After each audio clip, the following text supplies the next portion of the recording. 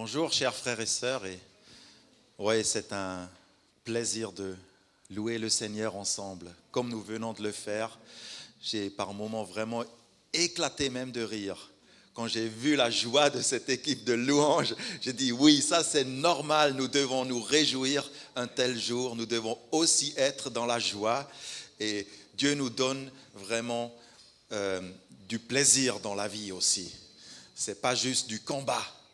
C'est aussi la joie. Et nous sommes vainqueurs. Alléluia. Alors, aujourd'hui, mon thème, c'est ceci. Louer Dieu, louer le Père dans le feu de l'Esprit. Nous sommes dans la thématique du Saint-Esprit. Et sans le Saint-Esprit, c'est un peu trop sec de louer le Seigneur, je dirais. Il faut que le Saint-Esprit vienne nous aider. Nous avons besoin de comprendre qui est le Saint-Esprit, en fait. Un jour, Jésus était dans une ville appelée Samarie et il était fatigué du voyage. Le texte dit que le Fils de Dieu était fatigué.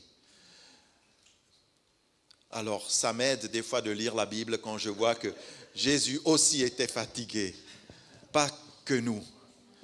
Alléluia. Et il était fatigué et il n'avait rien pour puiser de l'eau. Il y a une femme qui vient et Jésus engage une conversation avec cette femme samaritaine et il lui dit « Donne-moi à boire ». Elle dit « Comment ? Tu n'as rien pour puiser de l'eau ?» Et Jésus lui dit « Si tu savais que c'était moi, qui je suis, tu m'aurais demandé de l'eau vivante. » Bref, je ne vais pas faire un message sur cette femme samaritaine ce matin parce qu'on a déjà entendu je pense, pas mal d'enseignements sur cette femme samaritaine, mais ce qui est sûr, c'est que Jésus a vu cette personne. Il l'a vue dans sa détresse, dans sa demande. Elle est venue toute seule à midi, puiser de l'eau. Elle n'était pas dans la communauté avec les autres femmes. C'était une femme expulsée, souffrante, mais Jésus l'a vue. Et au fil de la conversation, il y a ce texte dans Jean chapitre 4, où cette femme, elle dit, par rapport au puits et par rapport à l'adoration, elle dit, nos ancêtres ont adoré sur cette montagne. Et vous dites, vous, que l'endroit où il faut adorer est à Jérusalem. Femme, lui dit Jésus, crois-moi, l'heure vient où ce ne sera ni sur cette montagne, ni à Jérusalem que vous adorerez le Père. Vous adorez ce que vous ne connaissez pas. Nous adorons ce que nous connaissons car le salut vient des Juifs. Mais l'heure vient, et elle est déjà là, où les vrais adorateurs adoreront le Père en esprit et en vérité. En effet, ce sont là les adorateurs que recherche le Père.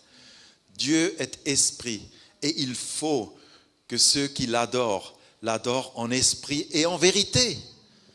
La femme lui dit, je sais que le Messie doit venir, celui que l'on appelle Christ. Quand il sera venu, il nous annoncera tout. Jésus lui dit, je le suis moi qui te parle. Oui Seigneur, conduis-nous ce matin près de ton cœur dans l'adoration. Montre-nous ce que c'est t'adorer. Ouvre notre entendement. Fais-nous comprendre Seigneur ce que toi tu as dit à cette femme, pour que nous comprenions aussi. Amen. Je vais commencer avec des questions. En fait, je vais bâtir ce message sur des questions. La première question, quel est le mot-clé pour vous dans ce texte ? Quel est le mot-clé ? Adorer, exactement. Adorer. Il y a 10 fois dans ce texte, le mot « adorer », c'est énorme quand même. Il y a vraiment une cumulation du mot « adorer »,« adorateur »,« adoration ». Ma deuxième question, que signifie le mot « adorer » en fait ? Qu'est-ce que ça veut dire « adorer » Dieu en particulier ? En grec, le mot est proskineo, c'est le verbe, ou c'est la proskinésis, alors c'est l'adoration. Et la plupart des traductions le rendent par « adorer ». Mais en fait, le mot, la traduction littérale signifie se prosterner, se courber, faire face contre terre, se faire tout petit en fait. Je deviens petit devant ce grand Dieu. C'est cela l'adoration, de comprendre qui je suis et qui il est lui. Adorer Dieu. En fait, quand on comprend ce mot adorer ou se prosterner, proskineo, on comprend que l'adoration est une attitude. C'est plus une attitude générale, quoi. Adorer, donc, ce n'est pas ce qu'on entend souvent par apprécier. J'adore les glaces, j'adore les spaghettis. On est loin de ça. C'est pas du tout le sens. Adorer, c'est bien plus aussi que chanter ou danser dans un culte, comme nous le faisons ce matin. C'est pas faux de le faire, mais c'est plus. Adorer, c'est une attitude. Qui règne dans ma vie? Qui est Seigneur? Envers qui je me tourne? D'où me vient le salut? C'est une attitude de donner gloire et honneur à Dieu dans toutes les circonstances. On a entendu les témoignages de Domingo. À 64 ans, tout le monde te dit, c'est trop tard pour toi, le train est parti, tu es trop vieux. Mais Domingo, il a adoré le Seigneur parce qu'il disait, je vais pas abandonner. Et Dieu, il voit le cœur de ses adorateurs. C'est un très bon témoignage. Moi, je suis très touché par ce témoignage de Domingo parce que c'est vrai, je n'ai jamais entendu quelqu'un à 64 ans qui puisse encore trouver un travail. Et cela est arrivé. C'est un peu comme Sarai, la femme d'Abraham qui a encore eu un bébé à je ne sais pas quel âge. Tout est possible avec notre Seigneur. Il faut rester dans cette attitude d'adoration. La prochaine question. Il ne faut pas que j'affiche tout. La prochaine question. Où est-ce que on peut adorer Dieu? Où est-ce qu'on doit adorer Dieu? Vous avez lu avec moi le texte? Où est-ce qu'on doit adorer Dieu? En esprit et en vérité. Pardon, je vais passer. Donnez-moi vos réponses. C'est très intéressant. Le Seigneur, il dit à cette femme, aux femmes, crois-moi, l'heure vient où ce ne sera ni sur cette montagne, ni à Jérusalem que vous adorerez le Père. Nous apprenons ici quelque chose de très important. Tu peux adorer Dieu n'importe où, comme on vient de le dire. Le lieu n'a pas d'importance, l'heure aussi n'a pas d'importance. Et cela veut dire que Jésus est en train d'ouvrir les portes au monde entier. Avant, ils étaient fermés. Il fallait aller au temple, il fallait aller à la synagogue. Mais maintenant, vous, tous les peuples, vous pouvez adorer Dieu où vous êtes. Vous n'avez pas besoin de faire un pèlerinage pour le faire. Vous n'avez même pas besoin de venir à l'église pour adorer Dieu. Dieu vous voit en Chine, en Norvège, au Congo. On a un frère congolais parmi nous. Je me réjouis de le connaître. Et en fait, partout, tu peux adorer Dieu. C'est ça. C'est l'évangélisation mondiale ici qui s'annonce. Parce qu'il dit le salut vient des Juifs. Mais le salut n'est pas seulement pour les Juifs. Il s'ouvre au monde entier. Jésus était juif, mais il est venu pour montrer au monde entier l'amour du Père. J'aimerais ici et maintenant vous poser cette question. Si le lieu n'est pas important, alors où et comment pouvons-nous adorer Dieu? Vous l'avez dit un peu en esprit, en vérité, partout. Tu peux adorer Dieu dans toutes tes activités. Il y a des gens qui font une stricte séparation entre louange et adoration. Qui disent ça c'est louange et maintenant on passe à l'adoration. Je ne trouve pas forcément cette stricte distinction dans la Bible. Il y a certainement une distinction. Pour moi, l'adoration, c'est, comment dirais-je, la louange est une forme de l'adoration. Elle fait partie de l'adoration. Mais l'adoration, c'est le grand ensemble. Avec toute ta vie, tu adores Dieu. Amen. Avec toute ta vie. Partout, tu peux l'adorer, nous avons vu. Il n'y a pas un endroit où tu ne pourrais pas l'adorer. Donc, voilà, je l'exprime un peu avec ce cœur pour Dieu. Les louanges font partie. Les prières de reconnaissance, les arts, la danse, les poèmes, la musique, bien sûr. Travailler, trabajar, puede ser una alabanza, una adoración. Travailler, cuisiner, cocinar. Dans ta cuisine, tu peux adorer le Seigneur avec tous les ingrédients et tu peux faire ça pour le Seigneur et aussi pour tes proches. Se reposer peut être une adoration. Aimer son prochain. Dire, vivre des relations n'est pas toujours facile. Des fois, ça nous demande vraiment beaucoup de tact et de compréhension. Parfois, c'est là où vraiment tu peux commencer à adorer Dieu, en vivre des relations en paix, malgré peut-être quelques difficultés. Tu peux adorer Dieu en donnant ta dîme, par exemple. Donner une offrande, c'est une adoration. Il y a tout. Il n'y a rien qui ne puisse pas, à mon sens, être adoration. Même la sexualité peut être une adoration pour ceux qui sont mariés, mais aussi pour ceux qui ne sont pas mariés. Vous devez vivre avec votre sexualité d'une manière ou d'une autre. Je vous souhaite de la vivre vraiment avec Dieu, devant Dieu, et Dieu vous a donné cela aussi. Qui est adoré? C'est une prochaine question. Qui doit être adoré? Dans ce texte, il est clair, vous adorerez le Père. 3 fois ça vient. Vous adorerez, les vrais adorateurs adoreront le Père en esprit et en vérité. Car de tels adorateurs, le Père cherche de tels adorateurs. Donc, c'est clairement le Père. Dieu le Père doit être adoré. Mais plus largement, dans le Nouveau Testament, le Fils Jésus aussi est adoré. Par exemple, dans Matthieu chapitre 2, déjà, les rois mages qui viennent et qui disent « Nous sommes venus l'adorer ». C'est le même mot, proskineo. Nous sommes venus l'adorer. Et ceux dans la barque, Matthieu chapitre 14, 33, Jésus, après cette tempête, il a apaisé la tempête, les disciples reviennent au calme et nous lisons ceux qui étaient dans la barque adorèrent Jésus et dirent « Tu es véritablement le Fils de Dieu ». Jésus est adoré. Le livre biblique où l'on trouve le mot « adorer » le plus fréquemment, c'est l'Apocalypse. Et je veux faire un petit tour avec vous en Apocalypse parce que ce mot proskineo dans l'Apocalypse est vraiment très très important. Tout dans l'Apocalypse de Jean gravite en fait autour de l'adoration.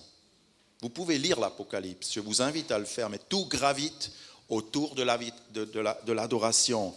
Qui sera finalement adoré? Dieu? L'agneau sur le trône, nous avons chanté tout à l'heure. Alléluia, louange à l'agneau. Qui sera adoré? Ou Satan? On va voir. Dans Apocalypse 4, verset 10, nous lisons « Les 24 anciens tombent devant celui qui est assis sur le trône et adorent, proskineo, celui qui vit au siècle des siècles. » Nous lisons aussi, par rapport à Jésus maintenant, à celui qui est assis sur le trône et à l'agneau. L'agneau, c'est Jésus qui a donné sa vie pour nous. Louange et honneur et gloire. Et ils se prosternèrent et adorèrent. J'aimerais chanter avec vous un chant maintenant. Est-ce que vous êtes d'accord? Père, je t'adore. Je te donne ma vie. Si vous êtes prêts, on peut y aller. Et en fait, notre adoration, c'est fluide. C'est fluide. Même au milieu d'une prédication, je n'hésiterai maintenant pas à dire adorons le Seigneur aussi et venons à lui avec ce cœur d'adorateur. Oui, on va revenir dans l'Apocalypse parce que l'adoration devant le trône est réelle. De toute éternité, Dieu est adoré et il sera adoré encore. Mais maintenant, nous lisons dans l'Apocalypse aussi autre chose. Est-ce que vous pourriez remettre le PowerPoint ? En fait, tous n'adorent pas le Seigneur. Nous lisons ici dans Apocalypse chapitre 9 au verset 20, le reste des hommes, il faut ajouter ceux qui ont survécu à tous ces fléaux, à toutes ces tribulations, ils ne se convertirent pas, ils ne se repentirent pas, ils ne cessèrent pas d'adorer, proskynéo, les démons et idoles d'or et d'argent. C'est vrai, il y a un temps où Dieu nous appelle à la repentance, où Dieu nous parle à travers les circonstances, à travers les crises que le monde traverse. On peut par exemple citer le Covid, c'était pour moi aussi un avertissement. Comment Dieu, sur le plan mondial, a tout stoppé pendant un moment. Tout était arrêté. Il n'y a pas un seul avion qui a décollé. Nous sommes 3 ans plus tard, même pas. Est-ce que quelque chose a changé? Est-ce que la pensée, la mentalité a changé des hommes? Pas grand-chose, n'est-ce pas? Les hommes ne cessèrent pas d'adorer les démons et les idoles d'or et d'argent. Ils n'adorent pas Dieu. C'est un constat qu'on peut faire. Qu'est-ce que c'est ces démons d'or et d'argent? Ça peut être beaucoup de choses, mais vous pouvez aller aujourd'hui dans n'importe quel magasin, dans n'importe quel cabinet médical, et vous allez voir des statues de Bouddha. Partout. Ou à droite, vous avez ce joli collier. Je prends juste un exemple. Vous savez ce que c'est? C'est l'œil de Fatima. Ou l'œil turc aussi. C'est un bijou. Et j'ai regardé sur Internet parce que c'est vrai, il y a beaucoup de personnes qui portent ça ou qui l'accrochent à côté de leur porte. Si vous allez visiter des gens, des fois, vous voyez ce symbole. Et sur Internet, j'ai lu, l'œil turc symbolise la chance, l'énergie positive, la propreté, la santé, la lumière, la paix, la protection, ainsi que le regard divin qui protège les gens du mal et de l'envie. Les gens, ils s'attachent à ce genre de symbole, à ce genre de croyance. Et parfois, on est surpris de voir dans les maisons des chrétiens aussi également des symboles du paganisme. Il y a parfois un mélange incroyable de croyances et de religiosité. Adorer les idoles, les esprits, est devenu quelque chose de très commun dans notre société. Il y a beaucoup de gens qui croient tout et tout, mais ils ne croient pas dans le Fils. Ou ils croient peut-être dans le Fils ou en Dieu, le Père, et ils ajoutent autre chose encore. Les idoles d'or, c'est aussi, bien sûr, tout simplement le Dieu de l'argent. Beaucoup sont aussi là-dessus. L'argent est un Dieu. Frères et sœurs, si vous avez chez vous de tels objets, des bijoux, des amulettes, des mantras, même des livres, des choses qui sont liées à un autre Dieu que celui de la Bible, est-ce que vous placerez vraiment votre confiance dans ces choses-là? Qu'allez-vous faire avec ces choses? Voulez-vous garder ces choses chez vous? Ne serait-ce pas le moment de vous séparer d'un certain nombre d'idoles ou de bijoux ou des choses qui, franchement, ont une autre signification, qui vont dans une autre direction? Je vous appelle ce matin à venir à Dieu, à adorer Dieu. Lui seul doit être adoré. Dans l'Apocalypse, nous voyons tout ce combat autour de l'adoration. D'un côté, l'Église qui se purifie dans ce temps de la fin. Oui, je vois ça. Vous êtes magnifiques, vous êtes l'Église de Dieu.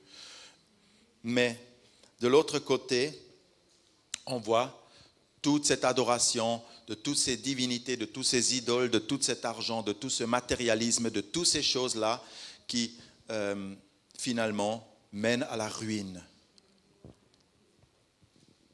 Et de l'autre côté, vous devez savoir aussi que Satan lui-même, il veut être adoré. C'est ça la cause. Pardon. Nous lisons toujours dans Apocalypse, c'est pas 9-20, mais c'est Apocalypse chapitre 13. Rempli d'admiration, la terre entière suivit la bête. Ils se prosternèrent, proskineo, devant le dragon. Dans Apocalypse chapitre 13, vous pouvez très bien aussi, si vous lisez ce chapitre, apercevoir que Satan, il n'essaye rien d'autre que de copier Dieu, de singer Dieu, de se faire passer pour Dieu. Il le fait d'une façon très subtile. Et la majorité des hommes aujourd'hui ne comprennent pas ce qui se trame, de ce qui se passe dans la politique, dans tous ces conflits géopolitiques aussi. Dans tout ce qu'il y a là, la majorité des hommes ne savent pas. Et aussi avec toutes ces théories, bien sûr, du genre et tous ces enseignements qui circulent sur un plan global. Ce sont vraiment des grandes manipulations et il n'y a pas de liberté finalement. On n'y échappera pas. Alors, Satan, il essaye de se faire passer pour Dieu. Et vous pouvez voir qu'il va jusqu'à copier la Trinité, en fait. Il veut copier la Trinité de Dieu. Vous pouvez lire dans Apocalypse 13, le dragon, c'est Satan lui-même. Il veut être adoré. Il y a la bête, c'est l'antéchrist, la bête avec les 10 cornes, c'est symbolique aussi. Et puis il y a le faux prophète. Je ne vais pas développer ça ici, mais ça donne matière à réfléchir. Le dragon, c'est l'antipère. La bête, c'est l'antifils, et le faux prophète, c'est l'anti-esprit. Nous devons nous rappeler que Jésus lui-même aussi était tenté par le diable.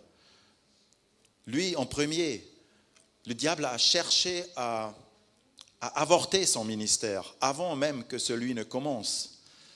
Le diable l'emmena plus haut, lui montra en un instant tous les royaumes du monde et lui dit, toi donc, si tu te prosternes, proskineo, devant moi, tout cela sera à toi.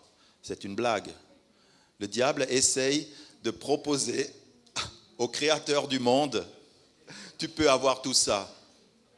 Mais en ce moment, Jésus a jeûné. Il a eu faim et soif. Et le diable, il vient dans le moment où tu es vulnérable. Nous apprenons ici des choses sur l'adoration. Qu'est-ce que c'est l'adoration? Et je résume ce que je viens de dire. Dans le Nouveau Testament, nous voyons que le Père est adoré. Nous voyons que Jésus-Christ doit être adoré. Et l'Esprit, c'est une question. Est-ce que le Saint-Esprit doit aussi être adoré? Est-ce que vous adorez le Saint-Esprit? Vous êtes adorateur de la Trinité? Amen. Parce que dans Jean chapitre 4, je reviens dans ce texte, il est dit que Dieu est esprit. Et ceux qui l'adorent doivent l'adorer en esprit et en vérité. Dieu est esprit. Si Dieu est esprit, il faut aussi adorer l'esprit. Bien sûr, l'esprit est digne d'adoration. Et le Fils, il est dans le Père. Le Père, il est dans le Fils. Jésus-Christ, le Fils, il a reçu lui-même le Saint-Esprit. C'est inséparable. Oui, nous pouvons adorer les trois. La réponse est oui. Nous devons adorer, nous pouvons adorer le Père, le Fils et le Saint-Esprit. Mais maintenant, j'ai une question, c'est la dernière. Que signifie adorer en esprit et en vérité? Comme il l'a dit, le Père recherche de tels adorateurs qui l'adorent en esprit et en vérité. Et ça, bien aimé, pour cela, j'ai demander à 3 personnes d'entre nous de nous donner un avis, de nous donner une piste, une réflexion. J'aimerais demander à Christian et à Christophe et aussi à Samuel. Je ne sais pas dans quel ordre vous voulez passer. Vous pouvez aussi venir tous les 3. Je vous donne à chacun la parole. Qu'est-ce que cela symbolise? Qu'est-ce que cela signifie pour vous? Adorer en esprit et en vérité. Comment on fait ça? Et à vous tous, je vous pose la question aussi. Est-ce qu'on peut adorer Dieu sans esprit? Ce sont aussi des références pour nous. Gloire à Dieu d'avoir de tels hommes qui peuvent nous instruire aussi, qui vivent ces choses. J'aimerais terminer en fait. Est-ce que vous voulez être des adorateurs? Est-ce que vous êtes des adorateurs en esprit et en vérité? Ou est-ce que vous êtes simplement des visiteurs du culte? Je vous défie vraiment. Est-ce que, comme nous avons chanté, nous allons refaire ce chant encore, vous pouvez déjà vous placer. Père, je t'adore, je te donne ma vie. Est-ce que tu veux chanter ça? Je te donne ma vie. Dieu sait que ta vie n'est pas parfaite. Toi aussi, tu le sais. Notre vie n'est pas parfaite. Il connaît nos ombres, nos zones qui sont à traiter. Dieu le sait. Moi aussi, je le sais. Mais tu sais que Dieu n'attend pas que tu sois parfait. Mais Dieu, il aimerait que tu viennes à lui de ton cœur.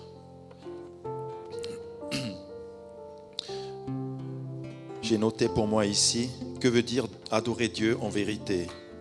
L'Esprit de Dieu est aussi appelé l'Esprit de vérité. Dans Jean chapitre 16, il dit que l'Esprit de vérité vous conduira dans toute la vérité. Est-ce que vous voulez vivre une vie dans la vérité ou une vie dans le mensonge? C'est ça aussi. Viens à la vérité. La vérité, c'est celle que nous sommes brisés, que nous ne sommes pas parfaits, que nous avons besoin de restauration. Mais Jésus, il aimerait que tu sois un adorateur, une adoratrice. Je t'invite, viens adorer avec nous le Seigneur. Maintenant, demain, tout le temps. Amen.